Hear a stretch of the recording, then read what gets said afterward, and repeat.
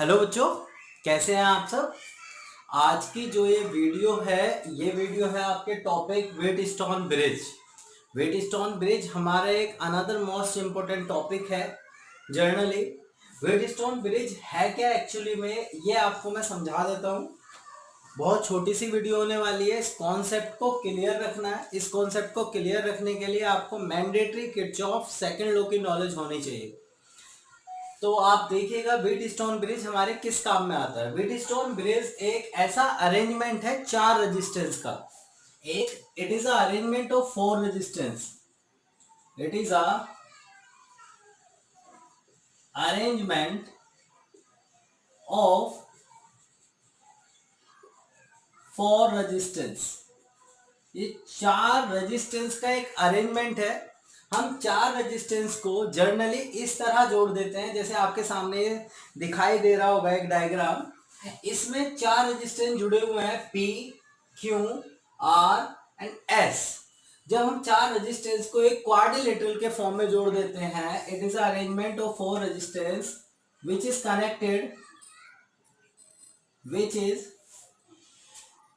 Connected in the form of quadrilateral, जो किस form में कनेक्ट है, क्वाड्रिलेटरल के फॉर्म में कनेक्ट है। And the two ends A and C are connected with a battery और a cell, जिसे या तो एक बैटरी से कनेक्ट कर दिया जाता है इसके दो एंड्स को, या फिर एक सेल से कनेक्ट कर दिया जाता है। And other two and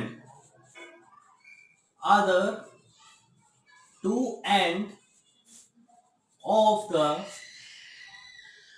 Wheatstone bridge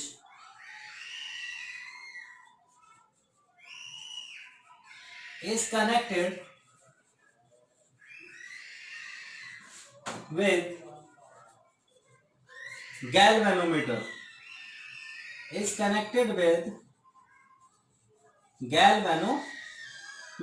आप देख पा रहे होंगे जैसे कि आपके सामने डायग्राम बना हुआ है। चार रेजिस्टेंसेस है, P, Q, R, S। इन चार रेजिस्टेंस को एक क्वाड्रिलेटरल की फॉर्म में हमने कनेक्ट किया है। क्वाड्रिलेटरल मतलब चार साइड वाली एक फिगर है जिसके फॉर्म में हमने कनेक्ट किया है। इसके दो एंड्स को हमने बैटरी से कनेक्ट कर दिया and other two ends B and D connected with a galvanometer. अब आप सब सोच रहे होंगे कि गैल्वेनोमीटर किस तरीके से यूज किया जाएगा व्हीटस्टोन ब्रिज के अंदर। So you can see galvanometer किस काम में आता है। It is use to detect the small current. मैं आपके सामने यहां लिख देता हूं, galvanometer is a device. Galvanometer is a device which is used to detect a small current, जो एक बहुत छोटे से करंट को भी कैच कर लेता है। जब गैल्वेनोमीटर एक छोटे से करंट को भी कैच कर लेता है तो वो ही चीज गैल्वेनोमीटर को खास बना लेती है। जनरली एमीटर में भी करंट को मेजर किया जाता है, बट उसकी अपनी एक रेंज होती है, उसकी अपनी एक सिग्निफिकेंट फिगर है, लिस्ट काउंट है। इसकी लिस्ट काउंट एमीटर से भी बहुत ज्यादा प्रिसाइज हो सकती है। That's why galvanometer is a special device. अब जब ये अरेंजमेंट आ गया, आपको मैं एक बार रिपीट कर देता हूं, फिर इससे आगे चलते हैं। हम चार रेजिस्टेंसेस लेते हैं P, Q, R, S, उन्हें क्वाड्रिलेटरल की फॉर्म में कनेक्ट करते हैं। इसके दो एंड को बैटरी से कनेक्ट करते हैं एंड अदर टू एंड्स को गैल्वेनोमीटर से जोड़ देते हैं। सर आपने सारी कंस्ट्रक्शन बता दी, सारा अरेंजमेंट हमें समझ में आ गया है, बट फाइनली ये बताइए कि ये काम क्या करता है। व्हीटस्टोन ब्रिज काम क्या करता है, ध्यान से सुनिएगा। व्हीटस्टोन ब्रिज का स्पेशल वर्क जो है वो ये है बच्चों, कि जब हम इन चार रेजिस्टेंस को क्वाड्रिलेटरल के फॉर्म में कनेक्ट करते हैं तो इसमें से तीन रेजिस्टेंस का नोन होना जरूरी है, यानी कि तीन रेजिस्टेंस की वैल्यू हमें पता होगी। We know the value of the P Q R P R S, किन्हीं भी तीन रेजिस्टेंस की वैल्यू हमें पता होगी एंड अदर फोर्थ रेजिस्टेंस की वैल्यू फाइंड कर सकते हैं। यानी कि अगर हम एक ऐसा अरेंजमेंट बना दें जो व्हीटस्टोन ब्रिज को फॉलो करेगा, तो उसमें से अगर हमें तीन रेजिस्टेंस की वैल्यू पता है तो फोर्थ रेजिस्टेंस की वैल्यू हम निकाल सकते हैं। Sir condition of four Wheatstone bridge क्या होगा? Condition for Wheatstone bridge, Wheatstone bridge की मेन कंडीशन क्या है? हम कब कहेंगे कि ये पूरा अरेंजमेंट व्हीटस्टोन ब्रिज को फॉलो करता है? वो बात क्या है कि जब ये चारों रेजिस्टेंस एक व्हीटस्टोन ब्रिज बनाते हुए पाए जाएंगे, वो कंडीशन क्या है? Condition for Wheatstone bridge is, क्या कंडीशन है? कंडीशन ये है when the current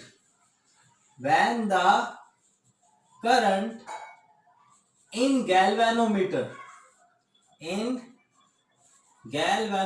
जब गैल्वेनोमीटर में जो करंट है इज जीरो, अगर गैल्वेनोमीटर में करंट जीरो हो जाए, कैसे पता चलेगा?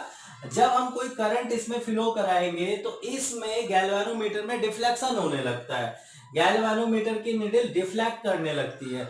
अगर ये निडल एक ऐसे पर्टिकुलर करंट को फ्लो कराने पर आ जाए कि इसका डिफ्लेक्शन जनरली जीरो शो हो जाए, निडल बिल्कुल जीरो पॉइंटर को शो करे, तो उस समय when the current in galvanometer is zero, then उस समय हमें जो कंडीशन मिलती है, हम ये कहते हैं कि जो P अपॉन Q है वो ऑलवेज इक्वल टू हो जाता है R अपॉन S के।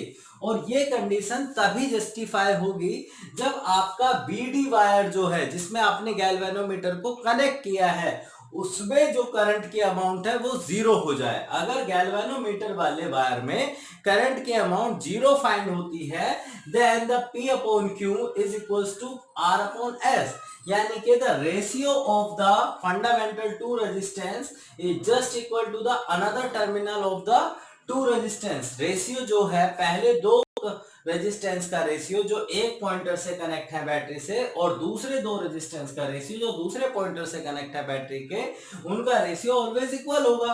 अब अगर हमें किसी तीन रेजिस्टेंस की वैल्यू पता है तो फोर्थ की वैल्यू हम निकाल लेंगे, ये 10 है, ये 20 है, 30 है, तो इसकी वैल्यू हमें मिल जाएगी।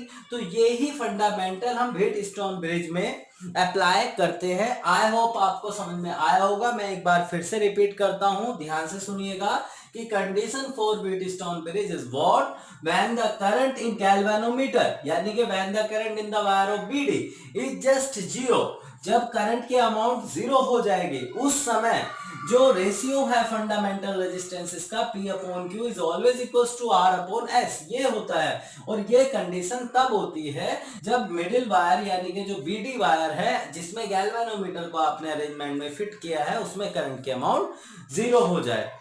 अब ये बात हम प्रूफ करके देखते हैं। क्या ये बात मैथ फिजिकली प्रूफ भी है? फिजिक्स के तहत कॉन्सेप्ट जो भी हम इसमें फॉलो करेंगे, क्या हम ये प्रूफ कर पाएंगे कि जो हमारा हमने अभी तक बातें बताई हैं कि P upon Q is equal to R upon S होता है, क्या वो प्रूफ हो सकता है?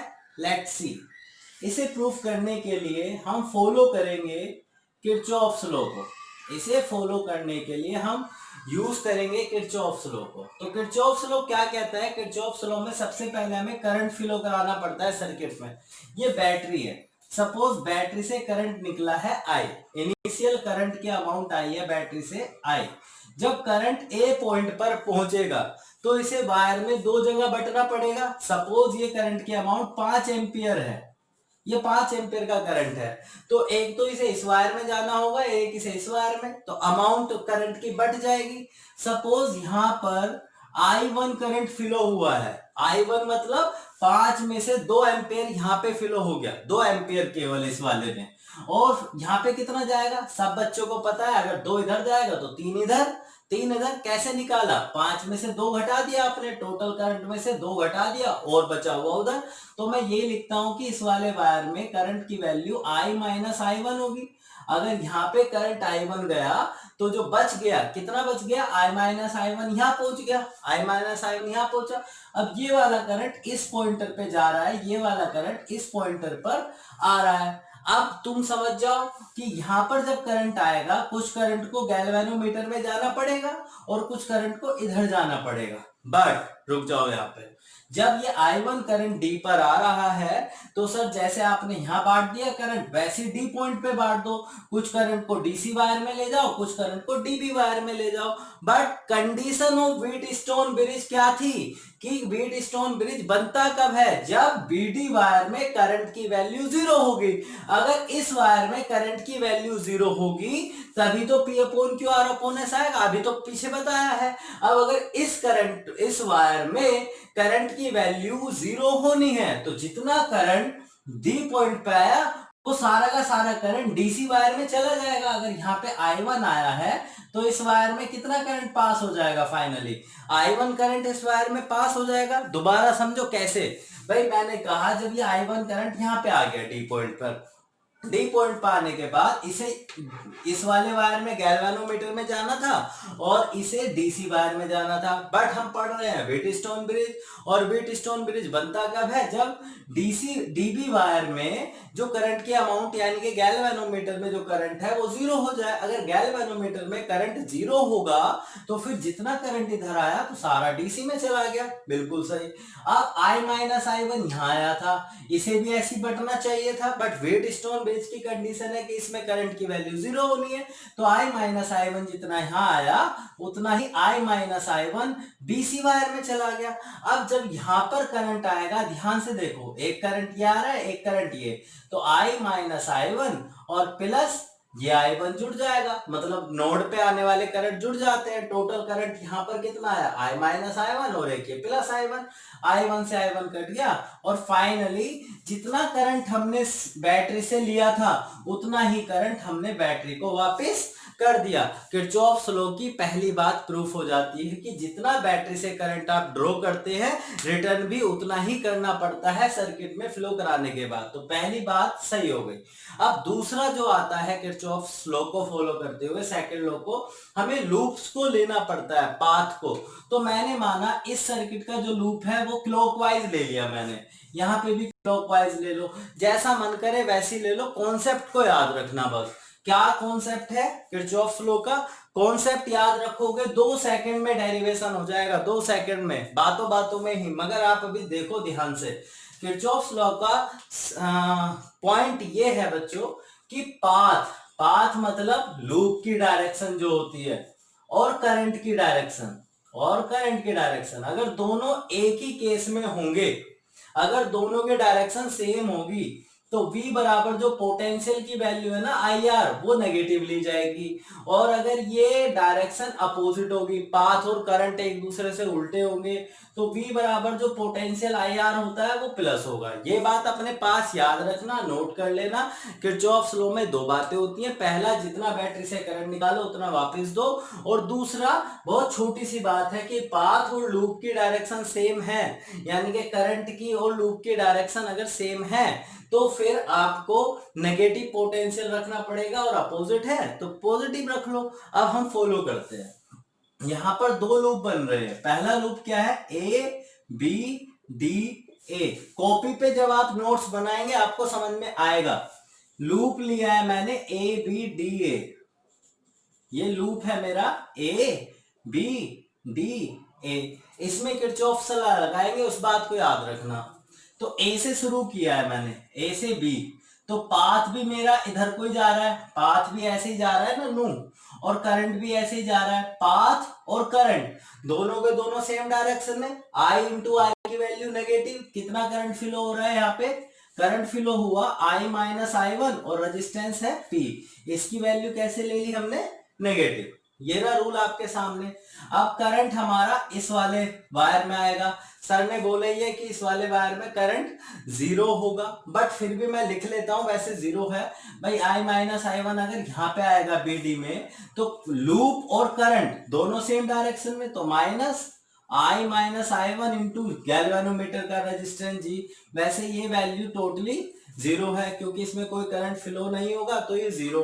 इसके बाद करंट यहां से जाके ऊपर जा रहा है, ऊपर ऐसे घूम रहा है ना हमारा लूप ऐसे, तो करंट पाथ की वैल्यू ऊपर और करंट I1 नीचे, पाथ ऊपर I1 नीचे, वैल्यू विल बी पॉजिटिव, कितनी, plus I1 into resistance, total potential according to the Kirchhoff's law always भी जीरो होता है, टोटल पोटेंशियल को जीरो रख दिया। अब देखो ये नेगेटिव वैल्यू, ये तो वैसे ही जीरो था, इसे तो मैंने दिखा दिया जीरो है, तो I1 इंटू क्यू, ये माइनस इधर जाके प्लस हो जाएगा, I minus I1 into P, ये बन गई फर्स्ट इक्वेशन। ध्यान से समझना, वीडियो को बार बार देखना, वैसे मुझे लगता है जरूरत नहीं पड़ेगी, जो बच्चा सीरियसली वीडियो को वॉच करेगा उसे बार बार देखने की जरूरत नहीं पड़ेगी, बहुत अच्छे से समझ में आ जाएगा आपको। तो ये मेरी पहली कंडीशन आपके सामने आ चुकी है। अब मैं लेता हूं loop number second, loop number second, दूसरा लूप कहां से लेंगे, B C D B, B C D B, ये वाला, इसमें भी मैंने ऐसे ही लिया है, लगाना शुरू कर दो इसमें किरचॉफ का सेकंड लॉ। बातें याद रखना भाई, बी से सी, अब मेरा जो पाथ है वो ऐसे घूम रहा है, ऐसे मैंने अपना पाथ ऐसे बनाया, अब पाथ भी ऐसे ही है और करंट भी ऐसे ही आ रहा है, जब करंट और पाथ सेम हो जाए तो value will B negative potential की। कितना करंट है इस वाले में, I माइनस I1, तो करंट है, और रेजिस्टेंस कितना R, दोनों की डायरेक्शन सेम नेगेटिव। यहां पर आ गया, यहां से हमने इधर को ले दिया, तो इधर को इस वाले पाथ में कितना है, करंट जा रहा है ऊपर को, I1 करंट जा रहा है इस रेजिस्टेंस में ऊपर को, और पाथ मेरा उल्टा घूम रहा है, पाथ ये करंट ऊपर, जब डायरेक्शन अपोजिट होती है value will be positive, value को पॉजिटिव ले लो, I1 into S, I1 into S. इस वाले वायर में मैंने पहले ही मना किया था, जीरो है, लिखो मत लिखो कोई कंसीडर नहीं करेगा, तो टोटल का टोटल जीरो आ गया, टोटल पोटेंशियल जीरो आ गया। अब ये नेगेटिव वैल्यू इधर जाएगी, तो I1 into S, I minus I1 into R, ये मेरी बन गई सेकेंड इक्वेशन।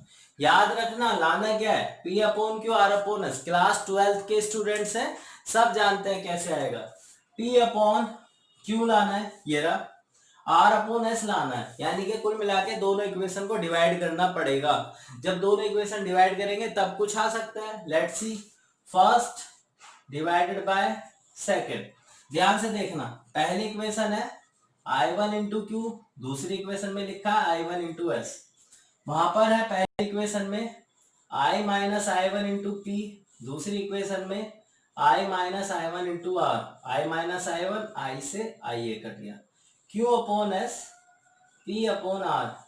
बच्चे कह रहे हैं सर लाना तो ये था, ये क्या लाके दे दिया आपने हमें, भाई P के नीचे Q लाना है, क्रॉस मल्टीप्लीकेशन लगा दो, सब जानते हो तुम, तो देखो generally R upon S, P upon Q, बन गया, ये प्रूव्ड हो गया, प्रूव हो गया बच्चों।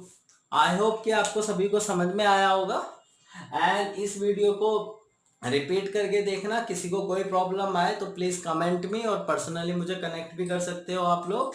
नोट्स इसके बना लेना, सभी के पास नोट्स हैं, कोई कॉन्सेप्चुअली प्रॉब्लम है किरचॉफ लॉ को समझने में, किरचॉफ लॉ की वीडियो बन जाएगी अगर आप बोलेंगे तो, और इसे समझने की कोशिश करना। थैंक यू बच्चों।